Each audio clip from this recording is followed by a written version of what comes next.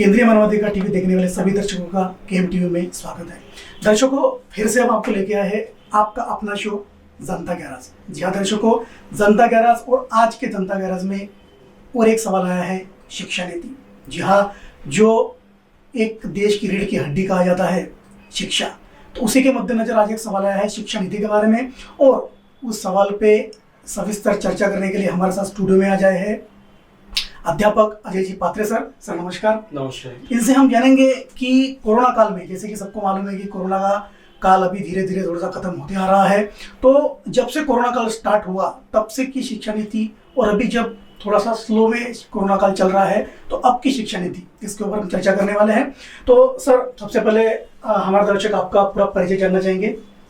मेरा नाम अजय पात्रे, एक सहायक अध्यापक के तौर पर मैं जनता हाई स्कूल तारसा में भी हूँ। इससे पूर्व मैं कोराडी में था, 26 साल की मैंने वहाँ सेवा की। इस सेवा काल में मैंने कई अवार्ड्स मिले मुझे। प्रत्यक्ष रूप से समाज के अंदर शिक्षा के बारे में काम करते हुए राष्ट्रीय पुरस्कार तक मैं पहुँचा हूँ। और ये सब देखते हुए कई प्रश्न, चाहे शहरी वाक्य हो या ग्रामीण वाक्य हो, चाहे आदिवासी वाक्य हो, और ख़ास तौर पर केंद्रीय मानवाधिकार टीवी के माध्यम से जब मैं आज स्टूडियो में आया तो मैंने सोचा जो प्रश्न निर्माण हुए उस प्रश्नों पर थोड़ी सी बहस हो जाए और चर्चा हो जाए। इसलिए सबसे पहले तो केंद्रीय मानवाधिकार टीवी का धन्यवाद अदा करता हूँ। हम लोग आगे प्रश्नों की तरफ और बढ़ेंगे। धन्यवाद सर, आपका परिचय जो आपने दिया है कि सर शिक्षा नीति में राष्ट्रीय पुरस्कार भी सम्मानित हो चुके हैं। तो सर से पहला सवाल हम पूछेंगे कि सर जैसे कि कोरोना काल लागू हुआ, बराबर, तो वो कोरोना काल जैसे लागू हुआ सब बंद था, लॉकडाउन चल रहा था, उस काल में भी पूरे स्कूल वगैरह सब बंद थे। फिर जैसे ही धीरे धीरे सब कुछ थोड़ा सा स्टार्ट होने लगा, अनलॉकडाउन जो स्टार्ट हुआ, तो वो काल में कुछ व्यापार व्यवसाय और कुछ ऐसे स्टेप बाय स्टेप चालू हुआ। तो वो अंतराल में बहुत से एजुकेशन में सबको यानी ऊपर के क्लास में भेज दिया गया। बाद में एक विवाद खड़ा हुआ कि जो ग्रेजुएशन महाविद्यालय के एग्जाम है वो लेना चाहिए, उसके ऊपर बहुत दीर्घकाल तक चर्चा हुई। और उसके बाद में कुछ एक उपाय निकाला गया कि राष्ट्रसंत तुकडोजी महाराज वहाँ से एक ऐप निर्मित हुई। ऐप के ऊपर काम हुआ और वो इम्प्लीमेंट करते हुए विद्यार्थियों की ऐप के ऊपर एग्जाम ली गई, बराबर। तो ये ऐप के ऊपर जो एग्जाम हुआ, ये आपको क्या लगता है कि सही में शिक्षा नीति में ये कब कहाँ तक के सफल रहा? आपका एक प्रश्न बहुत अच्छा प्रश्न है। इस प्रश्न की जड़ में हम लोगों को जाने से पहले थोड़ा सा हमारी महाराष्ट्र की शिक्षा नीति की तरफ हम लोग थोड़ा सा जाएंगे। लॉकडाउन के पहले या उसके पहले अगर हम लोग शिक्षा नीति की तरफ जाते हैं तो हमको ऐसा प्रतीत होता है कि पहले की जो शिक्षा नीति थी, तो आपने देखा होगा कि स्कूलों के अंदर में 4 यूनिट टेस्ट होती थी, 2 बड़ी परीक्षाएं होती थी। और 4 यूनिट टेस्ट होते समय वो बच्चा अपने अध्यापक के साथ संलग्न रहता था, वो स्कूल में आता था और पूरी मानसिकता के साथ अध्यापक उसको पढ़ाते थे। अब वो उसकी प्रगति हुई या नहीं हुई तो उसके परीक्षा के अंकों के माध्यम से मालूम हो जाती थी। उसके बाद में धीरे धीरे परिवर्तन क्या हुआ, तो हमारी शिक्षा नीति इतनी बदल गई कि हमने डायरेक्ट बच्चों को पहले से 8वीं तक का पास करना शुरू कर दिया। ना अध्यापक की भावनात्मक रुचि रही, ना बच्चों की पढ़ने की उसमें रुचि रही। इसका असर ये हुआ कि आदिवासी क्षेत्र में, ग्रामीण क्षेत्र में और शहर के बहुत सारे पिछड़े इलाकों में बच्चे वैसे ही पास कर दिए जाते थे। परिणाम ये हुआ कि एक पढ़ने वाला बच्चा और एक ना पढ़ने वाला बच्चा, एक स्कूल में जाने वाला बच्चा, एक स्कूल में ना जाने वाला बच्चा, वो भी पास होने लगा। फलस्वरूप ये हुआ कि जो पढ़ने वाला बच्चा था उसकी मानसिकता के ऊपर असर होना शुरू हुआ। अब आपके प्रश्न का मूल उत्तर दूंगा कि लॉकडाउन 22 तारीख को जब स्टार्ट हुआ, एकाएक नोटबंदी के जैसा ऑर्डर आया कि आज से लॉकडाउन शुरू हो गया। परिणाम ये हुआ कि हमारा जो भारत है ये 2 भागों में विभाजित है। ये ऐसा है, इंडिया और भारत। 10% लोग इंडिया में रहते और 90% लोग भारत में रहते। भारत के लोगों के प्रश्न अलग है, इंडिया के लोगों के प्रश्न अलग है। इंडिया के लोगों के पास ऑलरेडी 10% लोगों के पास में मोबाइल था, एंड्रॉइड था, लैपटॉप था, टेलीविजन था, सारी चीजें थी। लेकिन 90% लोगों के पास में लॉकडाउन के समय में ये कोई चीजें इनके पास उपलब्ध नहीं थी। ये रोजी रोटी के लिए तरस रहे थे। और उसके बाद कोई भी यूनिवर्सिटी हो, चाहे हम लोग राष्ट्र संत तुकडोजी महाराज नागपुर यूनिवर्सिटी का उदाहरण ले लेते कि लॉकडाउन शुरू होने के बाद एजुकेशन के बारे में उन्होंने जाहिर किया कि आपके एग्जाम ऑनलाइन ले जाएंगे। भाई जिसके घर में खाने को आटा नहीं, उसके पास मोबाइल है तो मोबाइल का डाटा कहाँ से आएगा।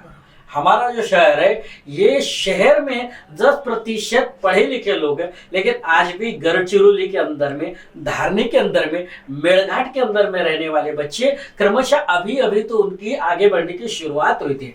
इस शुरुआत को भी हमने तोड़ डाला। तो जिनके पास ऑलरेडी पैसे ही नहीं थे तो वो मोबाइल कहाँ से खरीदेंगे। अगर थोड़े पैसे हैं, सेकेंड हैंड मोबाइल खरीदे तो डाटा नहीं, डाटा अगर भरते भी है तो नेटवर्क नहीं। और ये प्रॉब्लम ऐसा हो कि जिस वजह से कई बच्चे आज तक यूनिवर्सिटी के एग्जाम भी दे नहीं पाए, और यूनिवर्सिटी अपने हाथ खड़े कर देती है कि हमने तो भाई परीक्षा ले ली, इसके बाद राम जाने क्या होगा। तो ऐसे ये अवस्था हमारे महाराष्ट्र के अंदर में बच्चों के साथ खिलवाड़ किया जा रहा है। जैसे कि जो ऐप के द्वारा ऑनलाइन एग्जाम ले गई, उसमें रिजल्ट के बारे में भी दुविधा आती है, क्योंकि जो बच्चों ने एग्जाम दिए उनके रिजल्ट भी अगर देखा जाए तो बिल्कुल सेम। अगर 5 सब्जेक्ट है तो सभी के मार्क्स सभी 5 में 77, 77, 77, 55, 55, 55 ऐसे मार्क्स। तो एनालिसिस करें अपन, उस चीज का एनालिसिस अगर करें तो ये भी एक है कि अगर ऐसा करना ही था तो वो तामझाम क्यों। उसका ये रीजन क्या है, देखिए जब भी आप लोग सोचिए कि पुराने दौर में जब एक अध्यापक होता था, क्लासरूम और बच्चा और अध्यापक, ये तीनों मानसिकता भावनिकता से जुड़े हुए होते।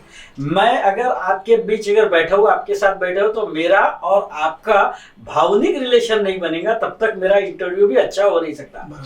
इसी को हम लोग सोचते हैं कि हम लोग अगर ऑनलाइन के माध्यम से अगर वेब पर अगर इंटरव्यू लेते हैं तो शायद वो उतना प्रगल्भ नहीं हो सकता। विचारों का आदान प्रदान तभी होता है जब मन के साथ मस्तिष्क जुड़ सके, एक दूसरे के मस्तिष्क। ठीक इसी तरीके से क्या हुआ कि जब बच्चे की मानसिकता वो लेक्चरर के साथ ही नहीं जुड़ी है, तो उसको सिर्फ क्या करना है, उसको तो अपना काम करना है। और क्लार्क जो बैठा है, ना ही उसकी मानसिकता बनी हुई है, तो सब लोग ये सोच रहे हैं भाई मुझे तो सिर्फ करना है। लॉकडाउन के माध्यम में सबने ये सोचा, जैसे आपने देखा है कि नागपुर में जब असेंबली होती है तो कई ऑफिसेस ऐसे होते हैं कि जिनके चपरासी का कोई काम भी नहीं होता है, लेकिन आप उस कार्यालय में चले जाइए तो आपको कहेगा भैया आपको तो मालूम है असेंबली शुरू है।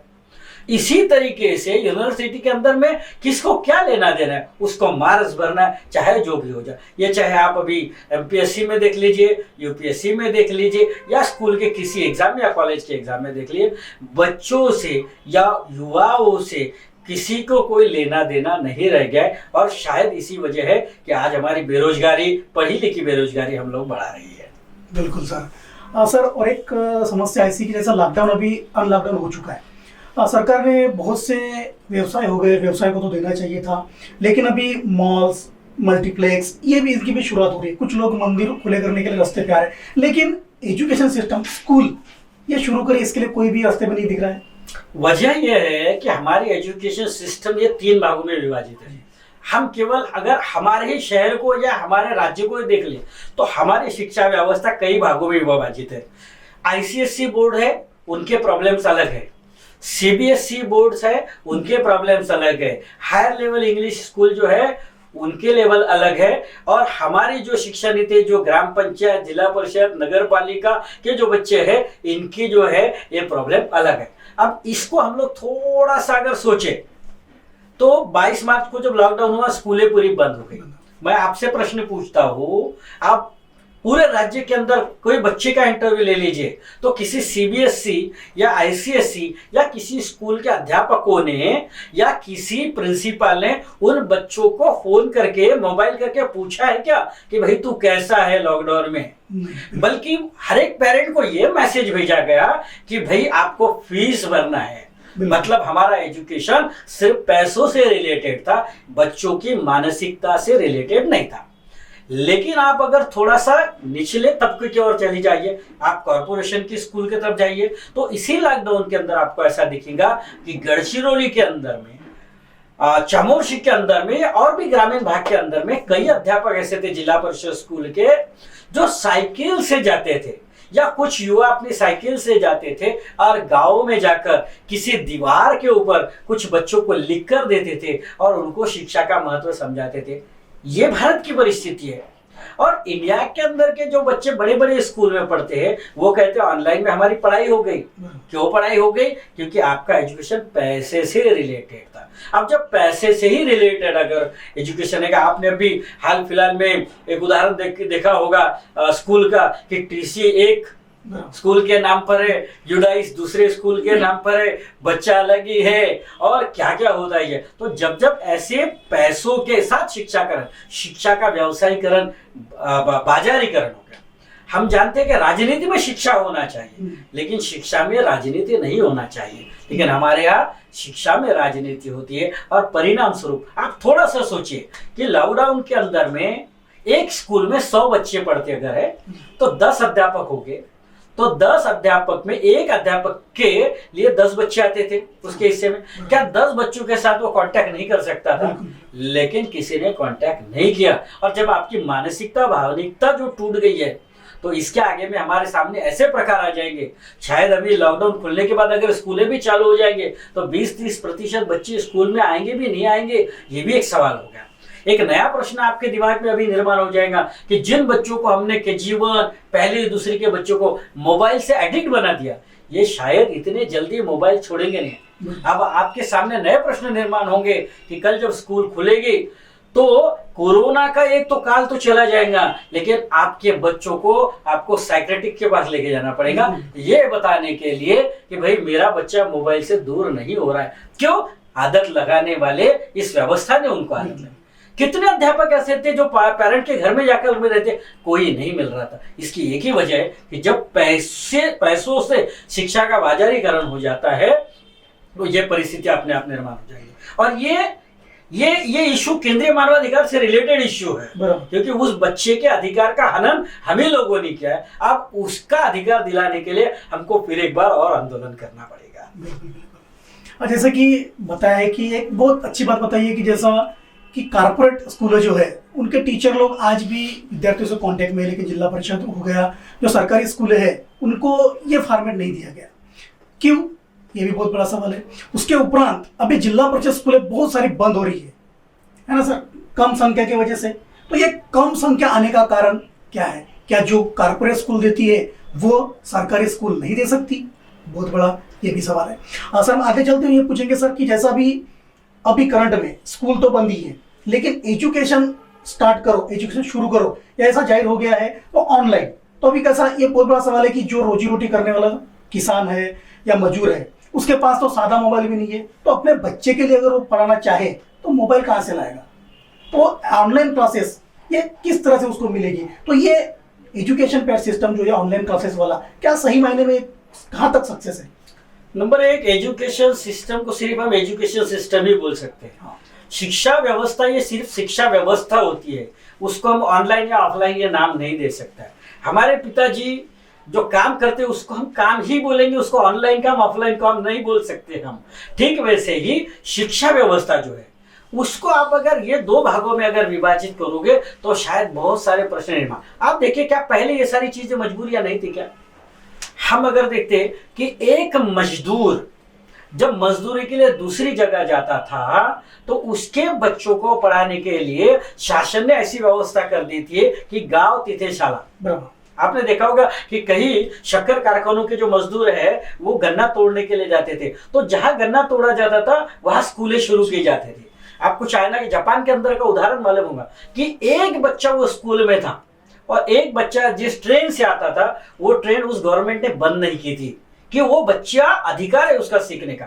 हमारे यहाँ बच्चा शिक्षा से कैसे टूटेगा इसके बारे में हम लोग ज्यादा प्रयत्नशील रहते हैं। आप कॉरपोरेशन हो या फिर जिला परिषद हो, अगर हमको ये बच्चों को पढ़ाना, भाई लॉकडाउन तो खत्म हो गया ना, हमने कहा एक क्लास में 40 बच्चे, ठीक है ना भाई 40 है ना, मत बुलाओ 40 को, लेकिन सोमवार को 6 बच्चे बुला, मंगलवार को 6 बच्चे बुला। तुमको काम ही करना है ना, काम के लिए बहुत सारी दायरे की जरूरत नहीं, तुमको अगर काम करना तुम कैसे भी कर सकते हो।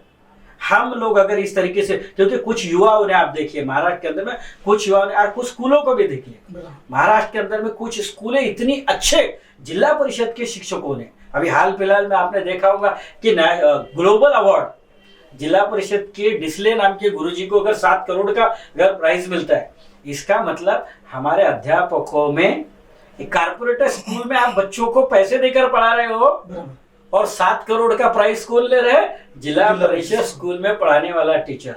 मतलब अब पढ़ाने की अच्छी व्यवस्था कहाँ पर है? लेकिन हम लोगों ने क्या किया, जैसे दुकान में हम जाते हैं और दुकान के बाहर में अगर रंगीन बोर्ड अगर दिखा तो रंगीन बोर्ड को देखकर हम लोग दुकान में जाते हैं। तो हमको एजुकेशन सिस्टम को मॉल सिस्टम नहीं बनाना है। आप अगर देखिए कि आज भी देखिए ऑनलाइन और ऑफलाइन, अगर आप सादी सादी चीजें अगर ऑनलाइन खरीदोगे, लेकिन अगर आपकी जब लॉकडाउन था तो आपको उधार मॉल वाले ने नहीं दिया, आपको ऑनलाइन सिस्टम वाले ने उधार नहीं दिया, बल्कि आपके पड़ोस के दुकानदार ने दिया। ठीक शिक्षा के अंदर में जब जब भावनिकता मानसिकता के जुड़ने की बात आएगी, तब तक जो आपका नजदीकी टीचर है वही आपकी भावना को समझ सकेगा। जिला परिषद स्कूलों के टीचर माँ की ममता से बच्चों से जुड़ते थे। कॉर्पोरेट सेक्टर में 2 टाइप के लोग काम करते हैं, भाई कुछ नहीं है काम करने को तो चलो पढ़ाने को चले। तो जब तक हम लोग एक दूसरे के प्रति मानसिक भावनिक अटैचमेंट नहीं बनाएंगे, हमारी एजुकेशन सिस्टम कभी आगे नहीं बढ़ सकती। लेकिन इसके बावजूद भी केंद्रीय मानवाधिकार संगठन के माध्यम से हम लोगों ने भी ये प्रयास करना चाहिए कि गांव में, तबके में एजुकेशन से जो दूर हो रहे बच्चे, क्योंकि अभी पढ़े लिखे लोगों की बेरोजगारी निर्माण होते जा रही है, और अगर हम ये नहीं संभाल पाए तो इस देश के अंदर में पढ़े लिखे लोगों की क्रांति अटल है। एक बहुत अच्छी बात की है सर ने कि एक डिफरेंट जो बोलते हैं अपन की, जो प्राइवेट स्कूलें चल रही है और सरकारी स्कूलें, अगर उनमें पढ़ाने वाले टीचर को आमने सामने खड़ा करके अगर एजुकेशन के बारे में, नॉलेज के बारे में अगर एक डिबेट भी अगर कर दिया जाए, तो आप आगे की समझाने की जरूरत नहीं है। सभी जानते हो कि सरकारी स्कूल में पढ़ाने वाले की लाइबिलिटी और प्राइवेट लाइबिलिटी ये बहुत ही डिफरेंट है। वो जो आत्मीयता से पढ़ाते हैं, उसी के वजह से अभी बहुत सारे बच्चे कुछ करते हैं और करने की मंशा भी रखते हैं। आज हमारे जनता गैरेज के शो में सर आए, शिक्षा नीति के ऊपर जिन्होंने जो हमको जानकारी दी, अच्छे से बातचीत की, हम सर का भी धन्यवाद करते हैं। और ऐसे ही शो, ऐसे ही कुछ सवाल या ऐसे ही कुछ नीतियों पे हम बार बार आपसे जुड़ते रहेंगे। हमेशा लगातार अपडेट देखते रहिए KM TV। धन्यवाद।